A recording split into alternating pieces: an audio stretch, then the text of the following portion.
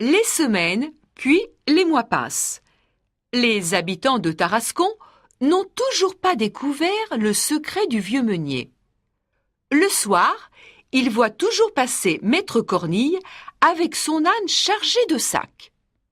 Un jour, le fils de Francet Mamaille, le joueur de flûte du village, tombe amoureux de la belle Vivette. Monsieur Mamaille se rend alors chez Maître Cornille pour le rencontrer. Lorsqu'il arrive au moulin, il frappe à la porte et appelle le vieux meunier. « Maître Cornille! Maître Cornille! Ouvrez-moi la porte, s'il vous plaît. Je viens vous demander si votre petite-fille Vivette peut épouser mon fils. »« Va-t'en !» hurle le vieil homme. « Rentre chez toi jouer de la flûte. Si tu es pressé de marier ton fils, va chercher des filles à l'usine à vapeur. » Francet Mamaille rentre au village pour annoncer la mauvaise nouvelle à son fils et à Vivette. « Non, ce n'est pas possible !» dit Vivette très triste. « Il faut le convaincre. Allons ensemble au moulin. » Le joueur de flûte accompagne alors les jeunes amoureux chez Maître Cornille. Quand ils arrivent sur la colline, le vieux meunier est déjà parti. La porte du moulin est fermée à clé, mais le vieil homme a oublié 2 petits détails. La fenêtre est ouverte et la grande échelle est dehors. « Montons !» dit Vivette. « Allons voir ce qu'il y a dans le moulin. » La jeune fille monte à la grande échelle. Quand elle arrive à la fenêtre, elle pousse un cri d'étonnement. « Oh ! Mais le moulin est vide ! Il n'y a ni blé ni farine !» Vivette se met à pleurer. Elle regarde partout. Le moulin semble abandonné. Il y a un lit en mauvais état, 2 vieux vêtements par terre et, sur une marche de l'escalier, un petit morceau de pain. Soudain, elle aperçoit 4 sacs ouverts dans un coin de la pièce. « Voilà ce que mon grand-père transporte tous les soirs sur son âne, des sacs remplis de pierres et de terre blanche. Voilà son terrible secret !» s'exclame-t-elle, désespérée.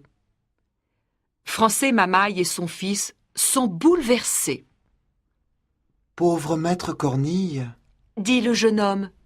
L'usine à vapeur lui a volé son travail, et voilà le stratagème qu'il a imaginé pour sauver l'honneur de son moulin et faire croire qu'il faisait encore de la farine. »« Il faut faire quelque chose !»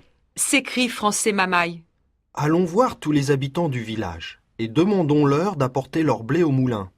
Dépêchons-nous, il n'y a pas une minute à perdre. » Les jeunes amoureux et Francet Mamaille retournent immédiatement au village.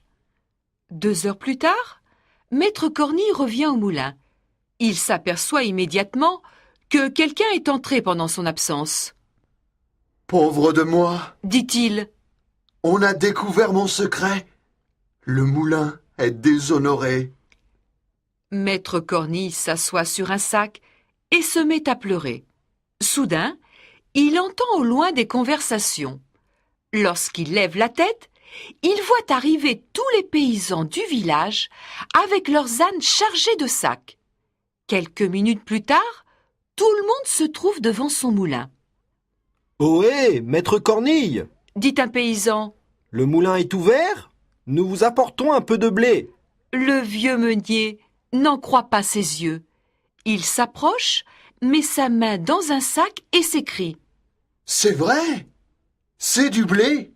Du bon blé! Laissez-moi le regarder! » Maître Cornille est tellement content qu'il pleure de joie. « Vite !» s'exclame-t-il. « Donnons tout ce blé à mon moulin.